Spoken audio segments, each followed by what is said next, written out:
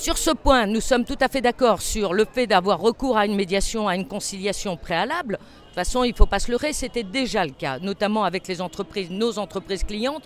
À chaque fois que l'on peut enclencher une procédure amiable, bien évidemment, nous l'enclenchons. En revanche, attention, en ce qui concerne les legal tech, moi je le dis, il faut faire très attention parce que les avocats sont les seuls qui soient des responsables, qui soient assurés, qui ont des règles déontologiques et qui ont une responsabilité civile professionnelle. Pour l'instant, il n'y a pas de garantie de compétences, de protection des données même. Cette garantie-là, elle viendrait d'une certification qui n'est pas obligatoire pour l'instant.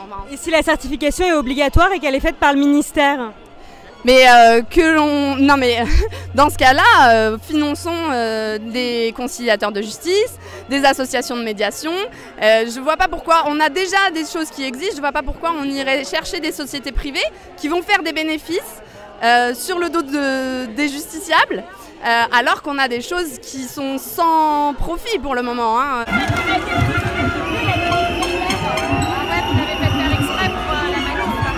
De Cherbourg.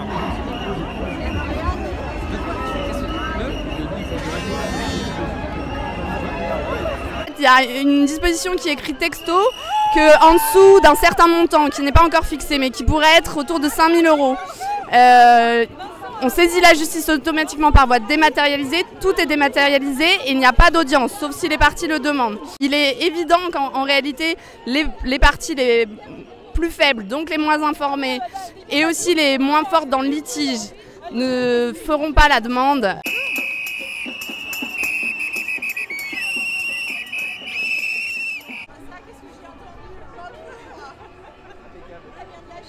Nous, ça nous paraît une chose intéressante et j'imagine que pour des directeurs juridiques qui peuvent avoir à traiter plusieurs types de contentieux, c'est pas mal. Mais on en est au point où, moi par exemple, lundi, je n'ai pas réussi à consulter Jurinet, la plateforme de la Cour de casse, parce qu'on était trop sur le serveur. Et on était quelques centaines. Donc dans les faits, même les moyens techniques, je vous le dis, ne serait-ce que consulter un arrêt de la Cour de casse, par moment c'est un chemin de croix. Et ils veulent nous faire croire qu'on va faire un dossier numérique unique sur le thème commeimpôt.gouv.fr. Oui, j'ai de gros doutes. J'ai de gros doutes.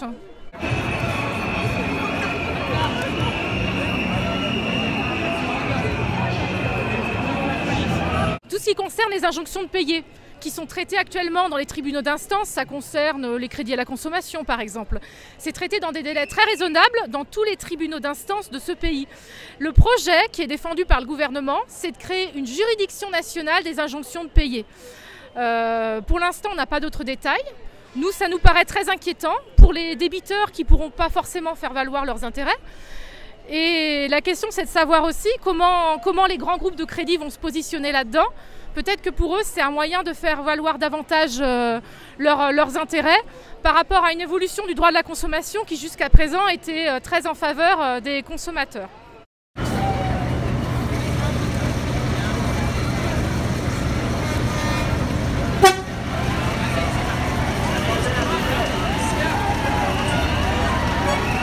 Je vous donne un exemple très concret. Qui est de passer les dispositions. Vous savez que vous pouvez déposer une plainte et aujourd'hui nous devons attendre 3 mois la position du parquet, savoir si le procureur décide de poursuivre, d'enquêter ou non. Il est question dans ce projet de loi de passer cela à 6 mois. C'est-à-dire que lorsque un directeur juridique, sa société est victime d'une infraction, déjà elle devait attendre 3 mois pour savoir si le procureur poursuivait ou pour déposer une plainte avec constitution de partie civile. Aujourd'hui, il va falloir attendre 6 mois. Non seulement il va falloir attendre 6 mois, mais en plus il va falloir ensuite saisir le procureur général et ensuite voir si le doyen des juges d'instruction estime si effectivement il retient la plainte avec constitution de partie civile. Donc c'est l'exemple type qui se veut soi-disant d'accélérer la procédure alors que pas du tout, ça va la freiner. 2, fermer l'accès à la justice pour les victimes. Et 3, nous sommes en écartant les juges d'instruction clairement, alors que l'affaire du Mediator, l'affaire du sang contaminé ne serait jamais sortie s'il n'y avait pas des juges d'instruction.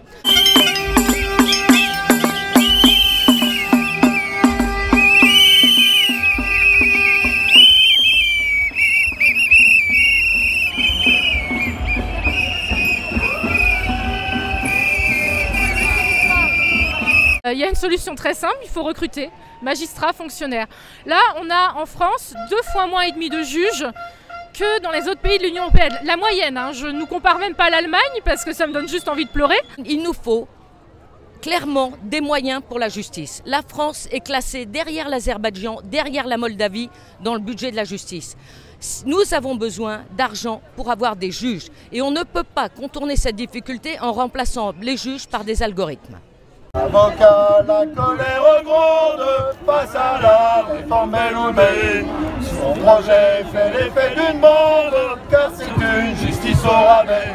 Discuter, oui, oui, oui. Imposer, non, non, non. Voyons voir d'autres solutions. Discuter, oui, oui, oui. Imposer, non, non, non. Retirer la loi Belloubet.